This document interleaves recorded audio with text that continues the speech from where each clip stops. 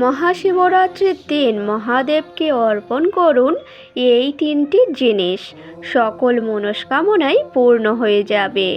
নমস্কার বন্ধুরা, আজ চলে এসেছি একটি নতুন ভিডিও নিয়ে।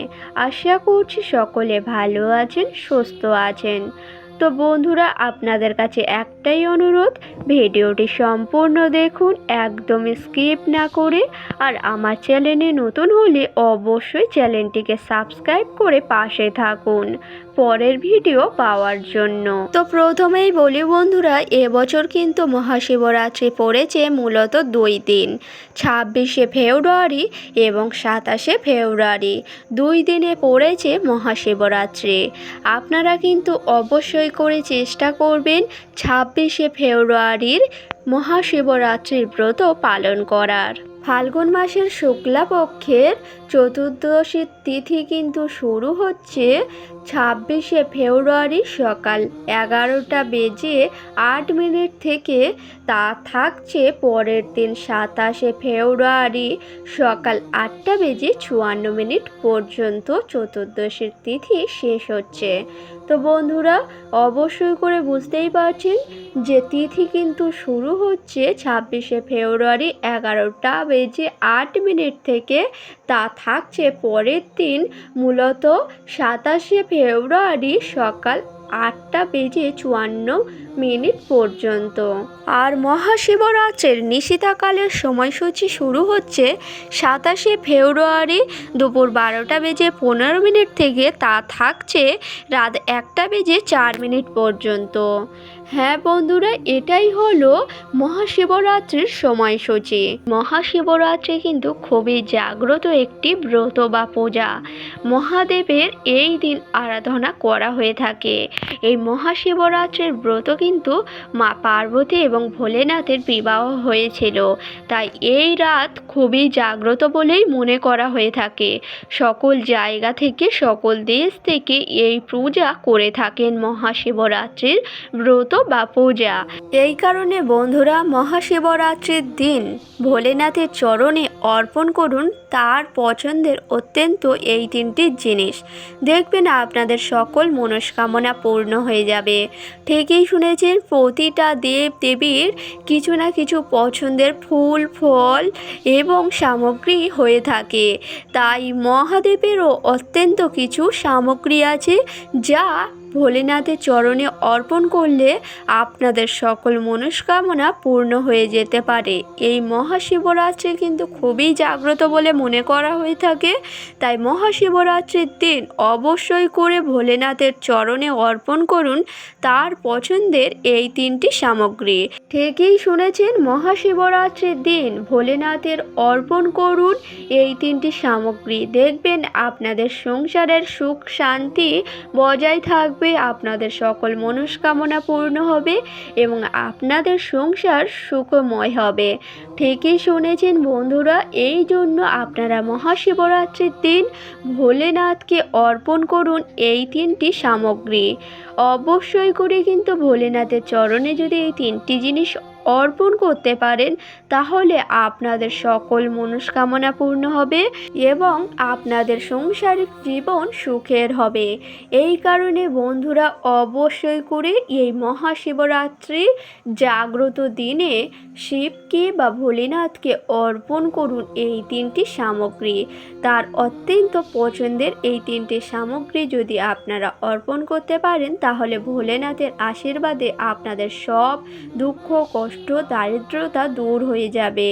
এবার বলি বন্ধুরা, যারা যারা মহাশিবরাত্রির ব্রত পালন করেন তারা অবশ্যই জানবেন, এবং যারা যারা করেন না তারা যদি করতে চান এই মহাশিবরাত্রির ব্রত, তাহলে অবশ্যই করে শুনে নিন।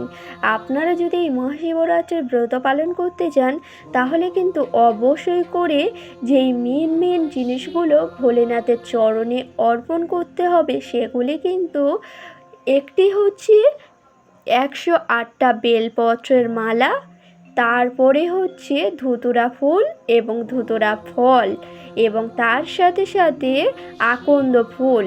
এইগুলি কিন্তু ভোলেনাথের চরণে অর্পণ করতে হবে।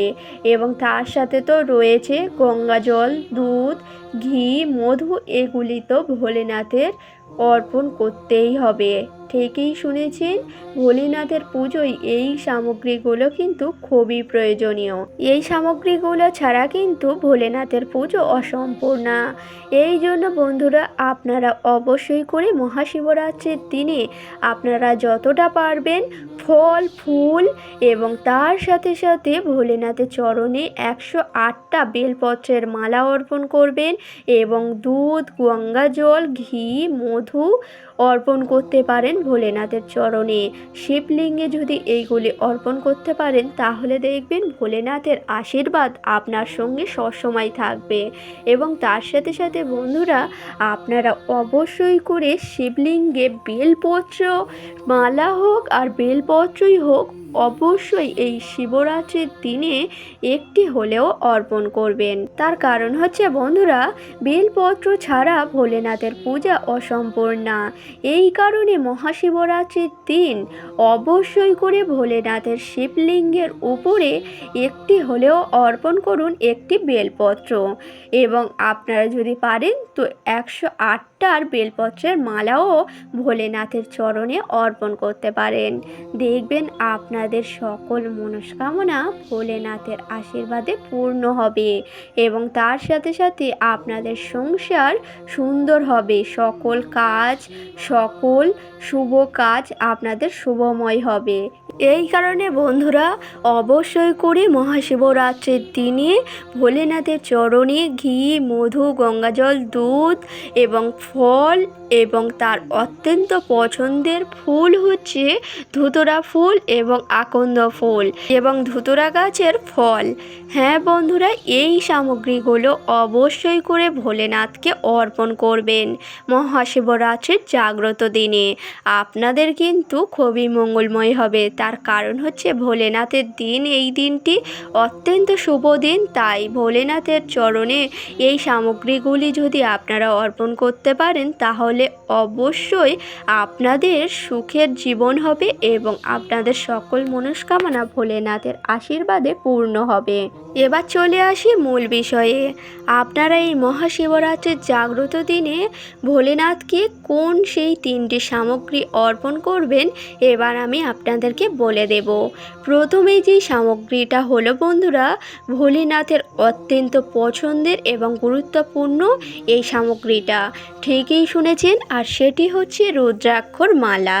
ঠিকই শুনেছেন, ভোলেনাথকে এই দিন অবশ্যই করে রুদ্রাক্ষর মালা অর্পণ করবেন। ঠিকই শুনেছেন বন্ধুরা, এই দিন অবশ্যই করে রুদ্রাক্ষর মালা মহাদেবকে অর্পণ করবেন।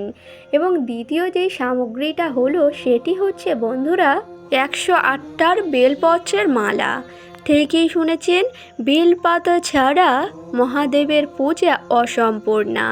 এই কারণে অবশ্যই করে মহাশিবরাত্রির দিন 108টার বেলপাতার মালা মহাদেবকে অর্পণ করবেন। তৃতীয় যে সামগ্রীটা হলো সেটি হচ্ছে বন্ধুরা, অবশ্যই করে মহাশিবরাত্রির দিনে ভোলেনাথের শিবলিঙ্গেতে গঙ্গা জল এবং দুধ এবং তার সাথে সাথে ঘি, মধু এগুলি ঢালবেন।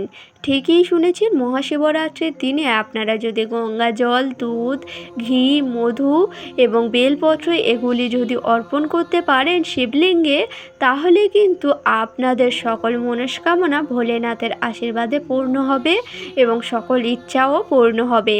তাই অবশ্যই করে মহাশিবরাত্রির দিনে এই সামগ্রীগুলো শিবলিঙ্গে অর্পণ করুন। দেখবেন আপনাদের ইচ্ছা, মনস্কামনা এবং আপনাদের সংসারের সুখ শান্তি সব কিছুই বজায় থাকবে। তো বন্ধুরা, অবশ্যই করে মহাশিবরাত্রির দিনে এই সামগ্রীগুলি মহাদেবের চরণে অর্পণ করুন।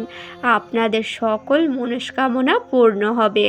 তো বন্ধুরা, আজ ছিল ভিডিওটি এই পর্যন্ত। ভিডিওটি ভালো লাগলে লাইক করবেন, শেয়ার করবেন এবং কমেন্টে লিখে যাবেন হর হর মহাদেব।